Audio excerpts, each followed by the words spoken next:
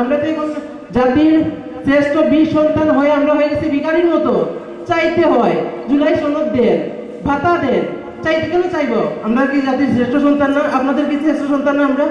আমি আমার কথা বলি, আমি চাকরির জন্য, তারপর হচ্ছে আর অন্যান্য কিসের জন্য আমি বিভিন্ন মহলে আমি ছুটে গেছি, বিভিন্ন কোম্পানিতে সিভি ড্রপ করছি। আমার অপরাধ কি জানেন? আমি আহত, যার কারণে আমার জব হয় নাই। আমার অপরাধ হচ্ছে একটা।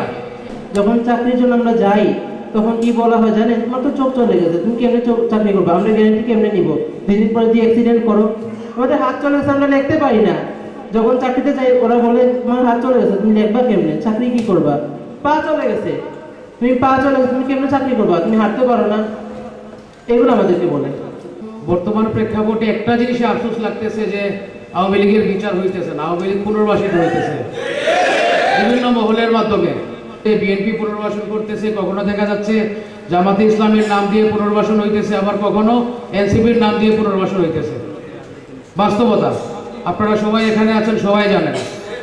এই দেশে যতবার ফ্যাসিস্ট মাথা চাড়া দিবে ততবার আমরা জুলাই যোদ্ধাদের তৈরি আছি, রক্ত দিয়ে, নিজের হাত দিয়ে, পা দিয়ে আবার ধ্বংস করে দেওয়ার জন্য ফ্যাসিস্টদেরকে। নারায়ে তাকবীর! দিয়েছি তো রক্ত, রক্তের বন্যায়। এখন পর্যন্ত সিলেটে অনেকগুলা মামলা হয়েছে, 100-র উপরে মামলা হয়েছে। কয়টা আসামিকে ধরা হয়েছে? সুনামগঞ্জের আসামি চলে আসে সিলেটে, এসে সিনা টান করে আপনারা আমার সামনে দিয়ে ঘুরতেছে। অনেকে চিনতেছেন, কিন্তু তাকে প্রশ্ন করার মতো, ধরার মতো কারো স্পর্ধা নাই। কেন? তো ভাইয়েরা আমার, আরেকটা জুলাই সম্ভবত আসতেছে। আল্লাহকে রাজি খুশি করার জন্য চলুন আমরা আরেকটা জুলাইয়ের জন্য প্রস্তুতি নেই। আল্লাহু আকবার। গত 1 বছরে সরকারের পক্ষ থেকে আমাদের কোনো পুনর্বাসনের ব্যবস্থা নাই।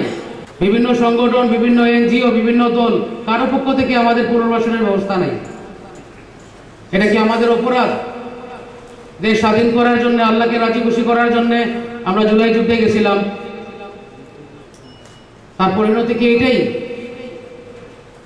2 দিন পরে যখন আমাদের কিন্তু আজ এখন পর্যন্ত কিন্তু আমাদের হামলা করতেছে। যেদিন আমি সিঙ্গাপুর থেকে আসছিলাম বাংলাদেশে উন্নত চিকিৎসা করে, ওই দিন কিন্তু ছাত্রলীগ আমার গাড়ির উপরে হামলা করছিল। ওই দিন হয়তো আমি মারাও যেতে পারতাম। আমাদের কিন্তু নিরাপত্তা নাই। আজ বলতে চাই আপনাদের কাছে, রিকোয়েস্ট করে 2 হাত জোর করে আপনাদেরকে বলতে চাই, যারা দেশে বিভিন্ন উচ্চ পর্যায়ে আছেন, যাদের কথা বলার সুযোগ আছে, আপনারা আমাদের কথা বলে যাবেন।